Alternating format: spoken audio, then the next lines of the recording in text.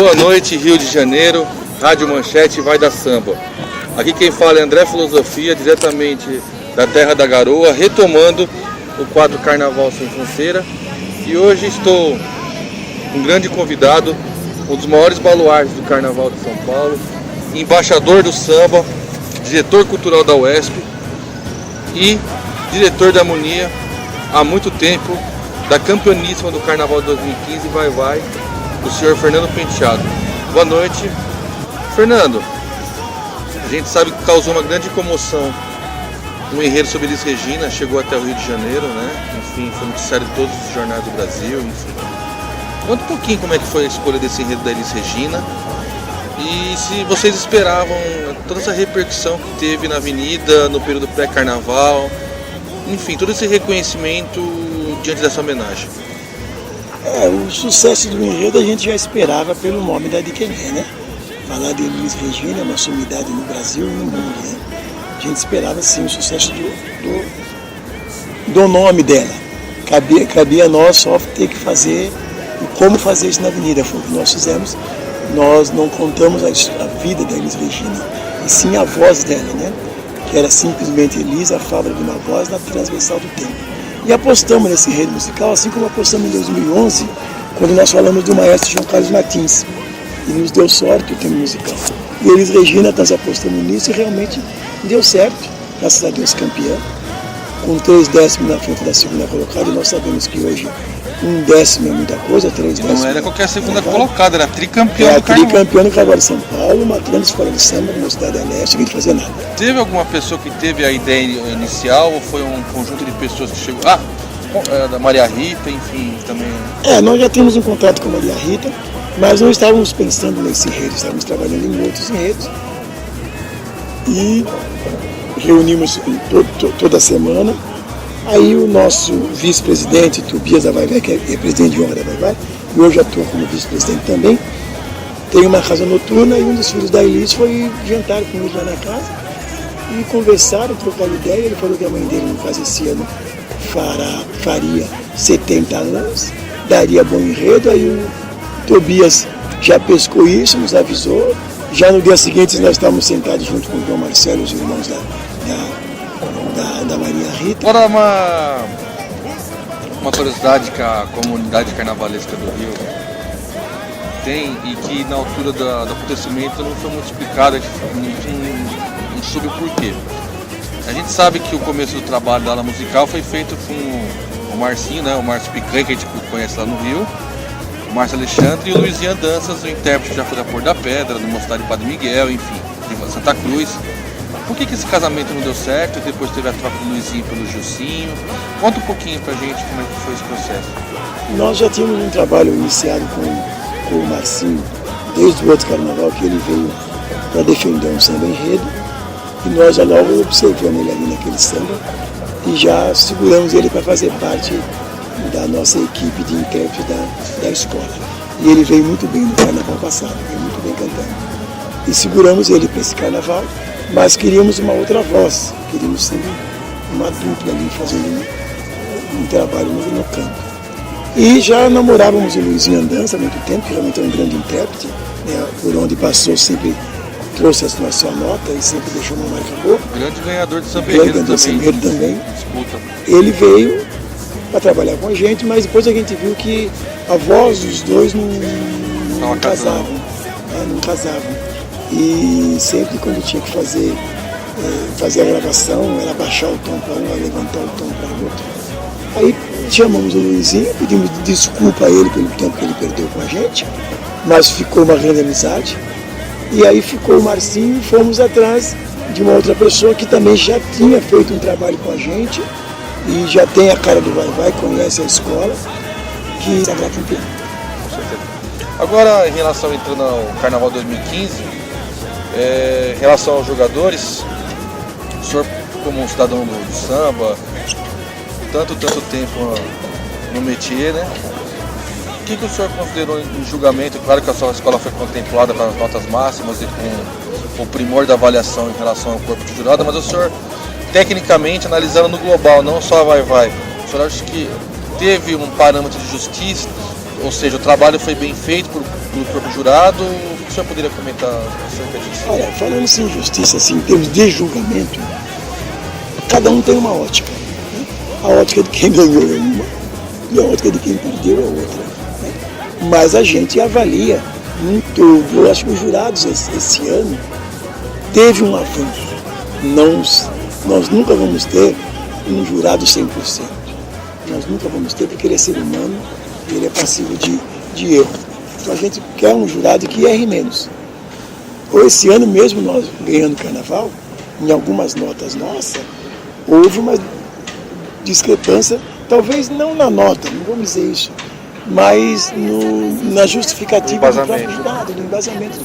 Claro que o desconto é válido em relação a se tem algum problema, em relação à execução. Lógico. Não é, isso não é a questão, mas a questão parece que eles só se atêm a isso, eles não se atêm se o carro é legal, se o carro é de acordo com o enredo, se o samba está de acordo com a história, linha por linha, se tem conexão entre as linhas, enfim.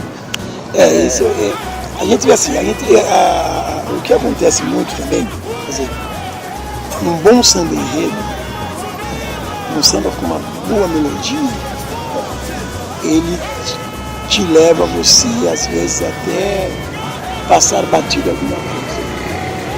Eu costumo analisar samba, um bom samba para mim, é aquele que me fecha a íris e me abre os tímpanos. Agora, aquele samba que me abre as íris e me fecha os tímpanos, ele não aconteceu. E o jurado, ele é ser humano. E às vezes o samba está ali, uma melodia gostosa que você vem cantando. Eu costumo dizer assim, por exemplo, não de samba enredo, mas as batidas do Jorge Ben, né? Aquela palhetada que ele tem, aquela swing. Se você for ler as letras, não diz nada com nada em algumas letras dele. Mas a levada que ele tem, você sai cantando, você sai pulando. Entendeu? E o samba enredo é a mesma coisa. Mas o samba enredo, ele está contando uma história, não, sim, mas acontece isso, não vou dizer que acontece isso. Em 78, hoje a gente pode dizer, como eu falo, nós éramos com o enredo que era na Arca de Noé, Noé Rosa, na Arca de Noé, quem entrou não saiu mais. O que nós queríamos dizer com isso? Eram os discípulos de Noel Rosa, né? Que vinham na mesma linha, escrevendo os grandes, né, sambas, grandes músicas que Noel fez. Né? Que seria Martinho, que seria Chico, que seria Gil, enfim, Caetano, enfim, essas coisas lindas que nós temos aí. E o Oswaldinho da Cuica fez um samba que só falava de Noé Rosa. Noé, essa linda noite é sua, o vai está em festa, nesse carnaval. Foi tão lindo que nós passamos na avenida, catamos a taça do outro lado e fomos embora. Mas se fosse analisar, não tinha nada que ver com ele. Você entendeu? Então essa é a vantagem que você tem com um bom samba. Ele leva você. Agora, aquele samba que você para prestar atenção, o samba está lindo de melodia, tá lindo, a letra dele está perfeita, mas a melodia faz você. Aí o jurado de fantasia começa a olhar assim, a sua calça está bem costurada, essa fantasia, se está faltando lentejoula, o samba enredo te leva a isso. Por mais que o cara que julga samba enredo, que julga fantasia, não tem nada a ver com o samba enredo, mas ele é levado pela emoção. Ele precisa ser um robô. Porque o samba fez ele fechar a íris e abrir os tímpanos. Você entendeu? Quantos carnavais que já ganharam assim? Né? Você canta. E eu vou dizer uma coisa para você mais, entrando nessa samba enredo, de repente está fugindo um pouco da sua pauta, mas eu sou compositor e você também é compositor. Né? Eu faço uma briga aqui em São Paulo e jogo essa briga para o Rio. O samba enredo ele é 80% da avenida. Eu acho que o diretor o carnavalesco, por mais bem pago que ele seja, se ele não tiver um bom samba enredo, ele não vai para ninguém. Esse ping-pong em relação a Rio e São Paulo, o que o senhor pode, tanto tempo de estrada que o senhor tem em São Paulo, das suas andanças pelo Rio de Janeiro, o que o senhor pode falar de similaridades, diferenças, o que o senhor gosta do Carnaval do Rio enfim, porque também é destinado também ao nosso público carioca, e o nosso público carioca gosta de ter esse paralelo, né? Olha, e falar que não gosta do Carnaval do Rio, pelo amor de Deus, né? Que é a essência do samba. Né? A essência do samba está lá. Eu tive o prazer, né, de, na década de 60, meu pai, muito grande sambista, meu pai João Penteado falecido, tinha muita relação São Paulo-Rio, tinha muita amizade com o Xangô da Mangueira, com o Nelson Sargento. E enredo da Inocência e Belfor Roxo. E Candeia foi enredo da Renascença. E eu tive o prazer de ver o samba do Rio. A gente tem que se ir lá. Eu vou muito no Rio, no desfile das campeãs, nos ensaios técnicos, eu fico lá no meu cantinho observando, acompanho finais de sambas de enredo no Rio de Janeiro, que a gente está sempre assimilando, e sempre ao lado dos diretores de harmonia, vendo eles trabalharem, para a gente ver e agregar com o nosso. Agora, o que nós temos de bom é que nós temos muito mais cultura do samba. O Rio foi um carnaval para inglês ver, para poder explicar, não dizendo que é feio, é lindo e maravilhoso.